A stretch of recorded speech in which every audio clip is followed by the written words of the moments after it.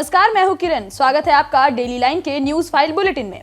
इस बुलेटिन में हम आपको बताएंगे कि दूसरे चरण की वोटिंग और उम्मीदवारों से जुड़े एक अपडेट के बारे में। साथ ही बताएंगे कि अमित शाह आज बनारस दौरे पर क्या कुछ करने वाले हैं। साथ ही ये भी बताएंगे कि अमेठी और रायबरेली सीट से कांग्रेस ने किसके नाम पर मुहर लगाई है।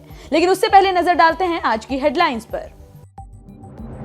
दूसरे चरण के चुनाव प्रचार का आज आखिरी दिन। 26 अप्रैल को 13 राज्य की 88 सीटों पर डाले जाएंगे वोट। यूपी की 8 सीटों पर भी दूसरे चरण में मतदान। अमेठी और रायबरेली से चुनाव लड़ सकते हैं राहुल और प्रियंका। दूसरे चरण की वोटिंग के बाद 30 अप्रैल को कर सकते हैं नामांकन। चंद घंटों में सपा ने कन्नौज से बदला प्रत्याशी। तेज प्रताप यादव की जगह अब खुद अखिलेश यादव लड़ेंगे चुनाव। कार्यकर्ताओं की मांग के बाद अखिलेश ने लिया फैसला।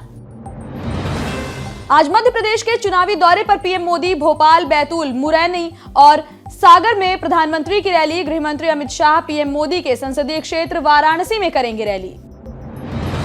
ईवीएम वीवीपैट वेरिफिकेशन मामले पर सुप्रीम कोर्ट में सुनवाई आज। 18 अप्रैल को कोर्ट ने सुरक्षित रखा था फैसला। चलिए अब शुरू करते हैं आज की बड़ी खबरों का सिलसिला विस्तार से।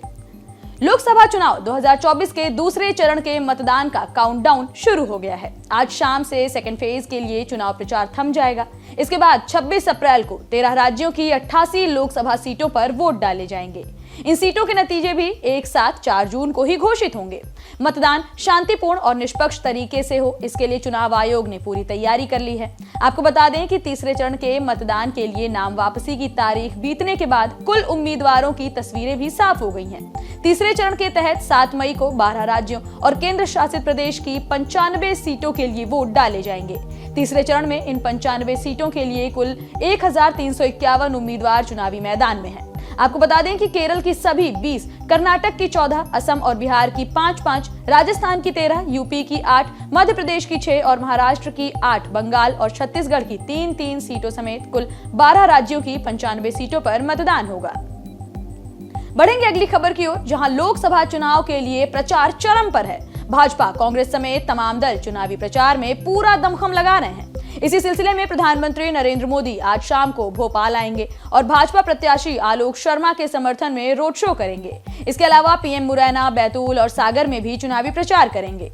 वहीं केंद्रीय गृह मंत्री अमित शाह चिक्कामंगलुरु में एक सार्वजनिक बैठक करेंगे और हुबली रोड शो में भाग लेंगे। शाह कर्नाटक के अलावा लोकसभा चुनाव के लिए गोवा में भी एक सार्वजनिक सभा को संबोधित करने वाले हैं। वहीं उत्तर प्रदेश के मुख्यमंत्री योगी आदित्यनाथ राजराजेश्वरी नगर विधानसभा क्षेत्र में एक रोड शो में भाग लेंगे।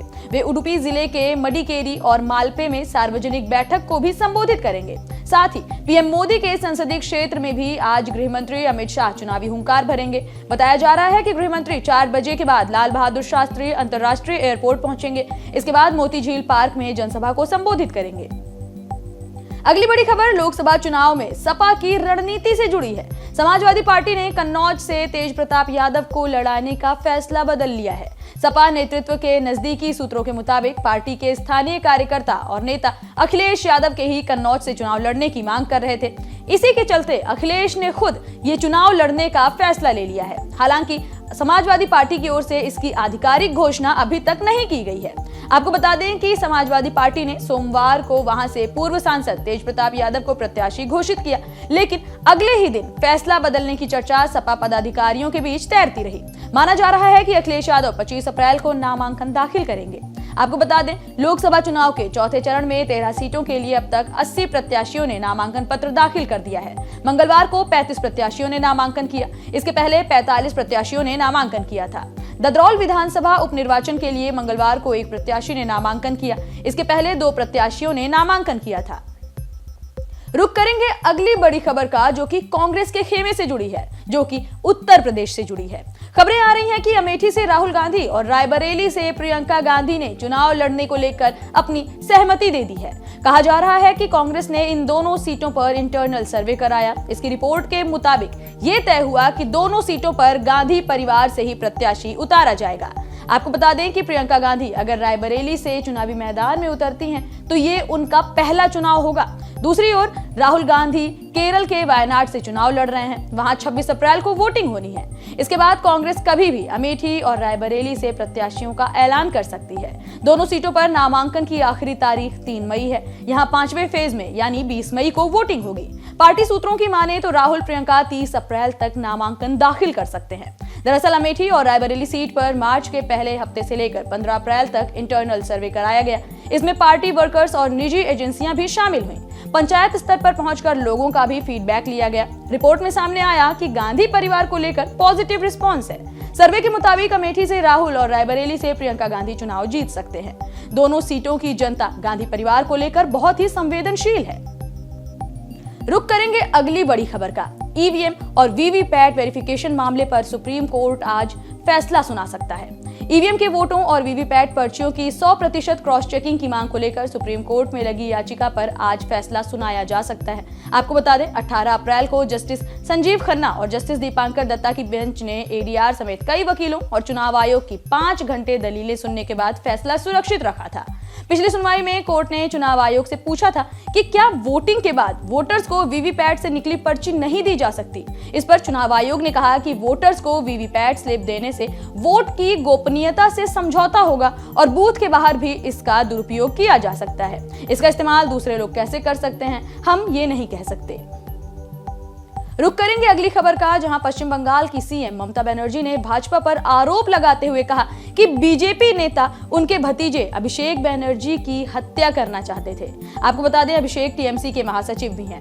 ममता बीरभूम में चुनावी सभा को संबोधित करने पहुंची थी। उन्होंने यहां कहा कि यदि आप मुझसे बैर रखते हैं तो मुझ पर जितना चाहे बम फेंक दें, लेकिन आपने अभिषेक को मारने की कोशिश की। हालांकि हमें इसकी जानकारी पहले ही मिल गई थी।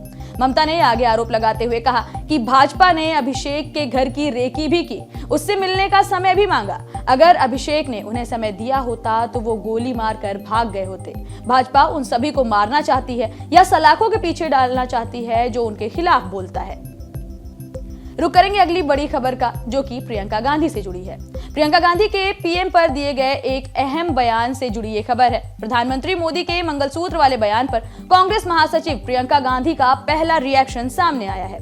प्रियंका गांधी ने पीएम मोदी पर पलटवार करते हुए उन्हें झूठा करार दिया है। प्रियंका ने कहा कि पिछले 2 दिनों से ये कहा जा रहा है कि कांग्रेस पार्टी आपसे आपका मंगलसूत्र और सोना छीनना चाहती है। अगर मोदी जी मंगलसूत्र का महत्व समझते तो ऐसी बातें नहीं करते। जब मणिपुर में एक महिला का वस्त्र हरण कर उसके वस्त्र जलाए गए तब भी मोदी चुप थे, कुछ नहीं बोले। उनके उस महिला के मंगलसूत्र के बारे में क्यों नहीं सोचा गया। प्रियंका ने आगे कहा कि देश को आजाद हुए 70 साल बीत गए हैं और 55 साल कांग्रेस की सरकार रही। क्या किसी ने आपका सोना या फिर मंगलसूत्र छीना? युद्ध के दौरान इंदिरा गांधी ने देश को अपना सोना दिया था। साथ ही प्रियंका ने यह भी कहा कि मेरी मां का मंगलसूत्र इस देश पर कुर्बान हो गया। सच्चाई ये है कि भाजपा के लोग महिलाओं के संघर्ष को नहीं समझ सकते। फिलहाल इस बुलेटिन में इतना ही। देश दुनिया से जुड़ी तमाम खबरों से अपडेटेड होने के लिए बने रहिए डेली लाइन के साथ ही वीडियो को लाइक करना, शेयर करना और चैनल को सब्सक्राइब करना बिल्कुल ना भूलें।